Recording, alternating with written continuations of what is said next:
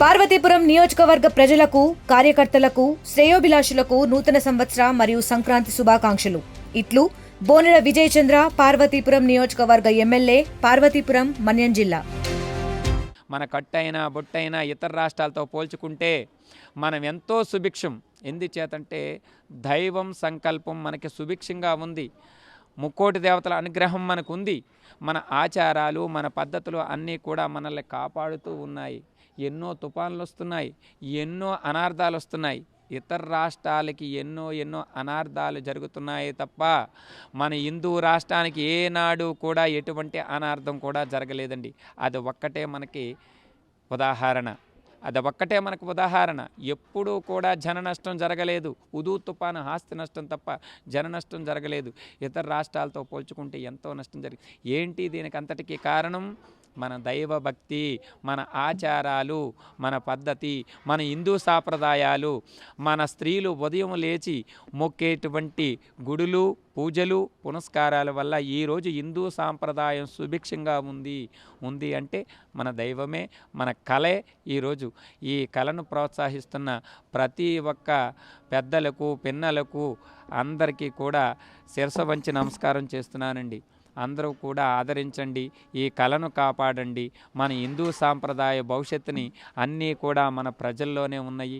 అందుచేతను మీరు ఆదరిస్తారని, ఆచరిస్తారని విన్నపంగా నేను విన్నవించుకుంటున్నాను. అంటే ఉదయాన్నే లేస్తారు, కాలకృత్యాలకు తీసుకున్న తర్వాత ఉదయాన్నే సూర్యోదయం నుంచి కూడా సూర్య అస్తమైనంత వరకు కూడా ఈ యొక్క అక్షయ పాత్రని తలపై పెట్టి అలా భిక్షాటన చేస్తూనే ఉంటారు.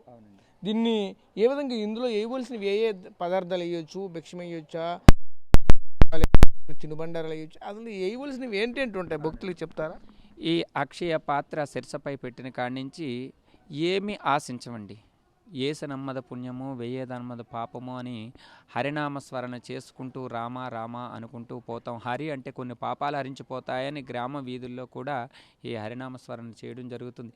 అయితే ఈ అక్షయ పాత్రలో బియ్యము, దక్షిణము, పళ్ళు, పుష్పాలు ఎవరి స్తోమత కొద్దు, ఎవరికి కలిగినది వాళ్ళు కృష్ణార్పణం అని వేయొచ్చండి. వాటిలో ఏవైనా వేయొచ్చు. ఏ పళ్ళు కానీ, దక్షిణం కానీ, పుష్పాలు కానీ ఏవి వేసినా సరే ఆ మహావిష్ణువుకే చెందుతుంది. అందులో వేసినటువంటి భిక్ష లక్ష్మీదేవండి. అక్షయ పాత్ర మహావిష్ణువు యొక్క రూపం, మహావిష్ణువు యొక్క భార్య లక్ష్మీదేవి.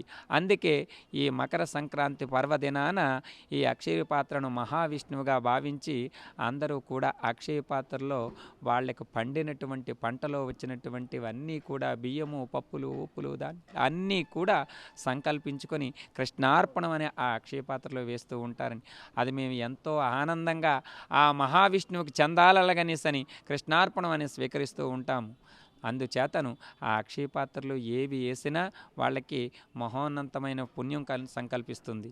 అంటే అక్షయ పాత్రను తలపై పెట్టుకుని నడుస్తూ వెళితే ఎవరైనా సరే ఎదురొస్తే ఆ అక్షయ పాత్ర దించితే తప్పగానే మీరు ఎక్కడ కూడా విశ్రాంతి తీసుకునేదే ఉండదు. అసలు ఎందుకు ఆ నియమ నిబంధనలు ఉన్నాయి? ఇక్కడ ఏంటి అంత కఠినమైనటువంటి దీక్షది? అవునండి, అక్షయ పాత్ర ఒక ఆశండి. మానవ జీవే ఆశాజీవి. ఆ అక్షయ పాత్ర శిరసపై పెట్టుకున్నప్పుడు ఎవరిని ఏమీ అడగకూడదని, అడిగాము అంటే మా సేవకు అర్థం లేదు. అందుచేతను అందరూ తెలుసుకొని ఎదురుగా వచ్చి మాకు వచ్చారు అంటే వేస్తున్నారు అని మేము నించొని కూర్చొని కృష్ణార్పణం అని పడతాం. కానీ అడగకూడదండి. అడిగితే సేవకు అర్థం లేదు. ఆ సేవకు అర్థం లేదండి. అందుకే మేము ఎవరిని కూడా అడగము. వీధిన ఆ హరినామస్మరణ పాడుకుంటూ పోవడమే తప్ప మాకు ఎదురుగా వచ్చి నించుని వాళ్ళు వేస్తే కృష్ణార్పణం అని పడతాం. ఎంతోమంది దైవభక్తులు మేము వెళ్ళిపోతుంటే వెనకాల వచ్చిన తర్వాత వాళ్ళు పిలుస్తూ ఉంటారండి.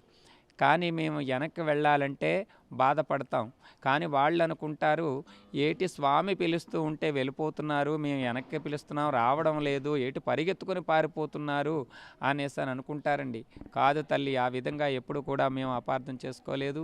ఎందుచేతనంటే మేము వెనక్కి రాకూడదు కాబట్టి, ఎదురుగా వెళ్ళినప్పుడు అట్నుంచి మళ్ళీ తోవ లేకపోతేనే మరలా మేము వెనక్కి వచ్చేది, లేకపోతే అదే విధానంగా మేము వెళ్ళిపోతూ ఉంటాం. అందుచేతను వెనక్కి రాకూడదు, మేము ఎవరిని ఆశించి ఉండకూడదు. కాబట్టి మీరు ఎదురుగా వచ్చి నించొని వేస్తేనే కృష్ణార్పణం అని మీ యొక్క భిక్షను మేము స్వీకరిస్తూ ఉంటామండి. ఆ అక్షయ పాత్ర గురించి ఆ విధంగా అంటే ఈ ధనుర్మాసంలోనే ఈ హరిదాసుని ఎంత ప్రీతిగా కొలవడానికి గల కారణాలు ఏమిటి? అయ్యయ్య ఈ ధనుర్మాసంలో పాడి పంట అంతా కూడా వచ్చేటువంటి వేళ అందరికీ కూడా రైతులు ఎంతో ఆనందంగా ఉండేటువంటి రవి మకర రాశి ప్రవేశంలో ఈ మకర సంక్రాంతి పండుగ పిల్ల పాపలు అందరూ కూడా ఇల్లు చేరి పండగలు ఆనందంతో మకర సంక్రాంతి పండగ అందరూ కూడా పెద్దల పేరు మీద వాళ్ళు చేసేటువంటి పండగ పితృదేవతలండి. ఈ పితృదేవతలకు చేసే పండగ ఇది. ఈ పండగ అందరూ కూడా ఆడపడుచులు వస్తారు, కూతుళ్ళు వస్తారు, అల్లుళ్ళు వస్తారు, అందరూ కూడా వచ్చేటువంటి పండగ, అందరినీ కలుపుకొని వెళ్ళే పండగ ఈ పండగ మకర సంక్రాంతి పండగ. ఈ పండగలో ఏకుజామున సూర్యభగవానుడు అంటే ఈ అక్షయ పాత్ర ఎలా పుట్టినది అంటే సూర్య భగవానుడు ఇచ్చినటువంటి పాత్రే ఈ అక్షయ పాత్ర. అందుకే ధనుసు రాశిలోకి మకర రాశిలోకి రవి మకర రాశిలోకి ప్రవేశించే వేళ కాబట్టి ఈ సూర్య భగవానుడి యొక్క పండగ కాబట్టి ఈ యొక్క ధనుర్మాసానికి ఇంత ప్రాధాన్యత అండి. హరిదాసుగా రావటానికి కూడా కారణం ఈ మకర సంతలో హరిదాసుకి సంభవించేటువంటి ఎన్నో అనార్థాలు ఉన్నాయండి. కానీ కూడా ఏమీ మరి తప్పదండి, మాకు వృత్తి ప్రకారంగా వచ్చేటువంటిది ఇది. ఈ పండగ వేళ హరిదాసుకి ఇంత ప్రాధాన్యత ఉంది. ఆ మహావిష్ణువు యొక్క సాక్షాత్ ఆ మహావిష్ణువే ఆ సూర్య భగవానుడు ఇచ్చినటువంటి అక్షయ పాత్రను ధనుర్మాసంలో ఈ శిరసపై పెట్టుకొని తిరిగితే ఎంతో పుణ్యము కలుగుతుంది. కాబట్టి భిక్ష వేసేవారికి ధనుర్మాసానికి అంత ప్రాధాన్యత ఉంది. కాబట్టి ధనుర్మాసంలో మేము ఎక్కువగా తిరగటానికి కూడా మొగ్గు చూపుతూ ఉంటామండి. అంటే ఈ యొక్క చిరుతులతో, కాళ్ళకి మువ్వుల సవడలతో, ఒక యొక్క తుంబుర నాదాలతో ఏదైనా ఒక హరినామ కీర్తన వినిపించి చెప్పండి. ప్రజలంతా కూడా చూస్తున్నారు, ప్రతి ఒక్కరు చాలా ఆసక్తికరంగా ఉంటుంటారు. దీని గురించి 2 పాటలు పాడి చెప్పండి.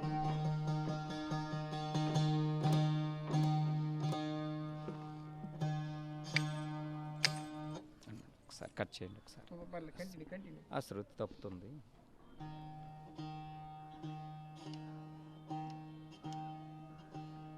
సో శృతి తప్పుతుందని ఇది ఒక ఇక్కడ దీనికి సంబంధించినవి కూడా పూర్తిగా మారుస్తున్నారు. ఓకే, అంటే కూలింగ్ అవుతున్న కొద్ది కూడా ఇక తుమ్మురి యొక్క నాదం కూడా మారుతుందని చెప్తున్నారు. ఎందుకంటే ఇప్పుడు మనతో ఒక హరినామ కీర్తన పాడమంటే ఈ యొక్క దీన్ని టెస్ట్ చేసేసరికి ఆ తుమ్మురి యొక్క నాదం పూర్తిగా శృతి తప్పుతుంది. ఆ శృతి దానికి సంబంధించిన లయ తప్పుతూ ఉన్నాయి. దాన్ని లెవెల్ చేసే ప్రయత్నం చేశారు, మళ్ళీ స్టార్ట్ చేస్తారు. దీని గురించి ఒకసారి ఒక హరినామ కీర్తనం ఏ విధంగా ఉంటుంది, దీని యొక్క గొప్పతనాలు ఏమిటి, ముఖ్యంగా ఈ తుంబురిని అలాగే ఈ చిరుతులని ఉపయోగించి ఏ విధంగా హరినామ కీర్తన అనేది కొనసాగుతూ ఉంటుంది, దీని గురించి పూర్తిగా ఇప్పుడైతే దీనికి సంబంధించిన కూడా విన్నాం, చూడొచ్చు. ఆ పైన తుంబురికి సంబంధించిన కూడా ఒక్కొక్కటి అంటే పైనుంచి అక్కడ దాన్ని లెవెల్ చేస్తున్నారు. ఇక్కడ ఈ తుంబురిని కంటిన్యూగా అక్కడ మీటిస్తున్నారు. దానికి సంబంధించిన వైర్లు అయితే ఉన్నాయి.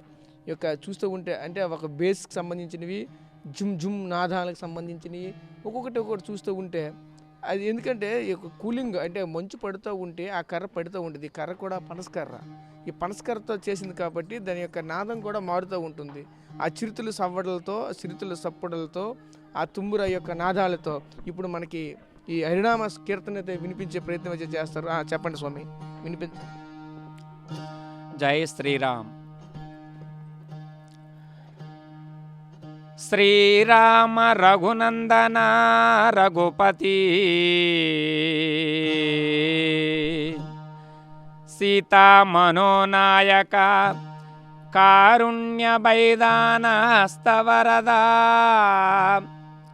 కాకుక్ష వంశోద్భవ దారిద్ర్యాంధతమ ప్రతాపహరణ తత్వాబ్ది చంద్రోదయా రారానా మదిలో వసించి కృపతో రక్షింపరా మ్రొకెదను శ్రీరామ రామాయనుచును.